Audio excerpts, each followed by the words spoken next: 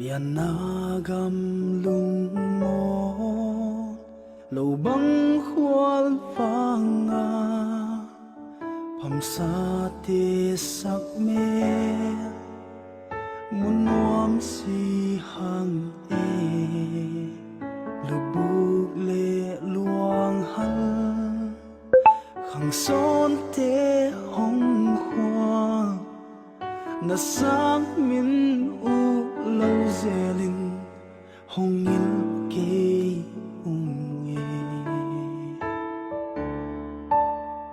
phamsa mi hang te hong ni lo e na sang min ngai u dây lan ôi ing e na pham la hang u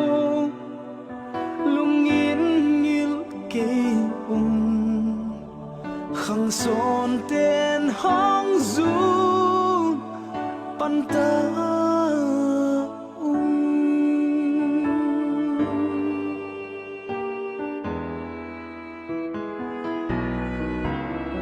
dầu chim lệ ngâm bó lùng xoang in bầu ta e liền lại vang sel hi u rất tan làm bằng vel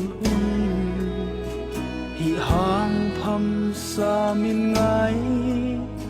lo zel ka bang thei lo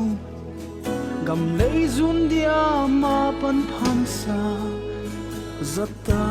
min lo riêng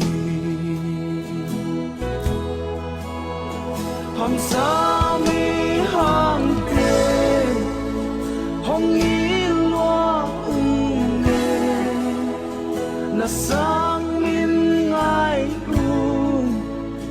dây lan ôi ing e na pham la hang u lung in ngil ki khang son ten hong du pan ta